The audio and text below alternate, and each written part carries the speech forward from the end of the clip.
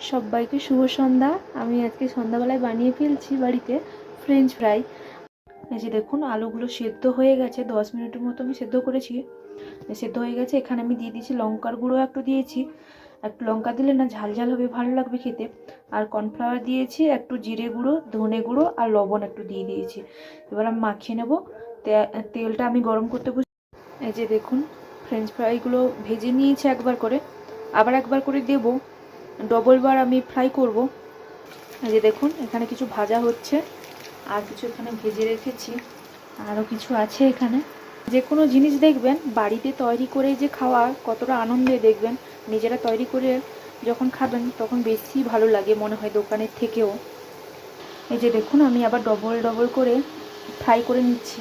এই যে দেখুন, ডবল ফ্রাই করেছি।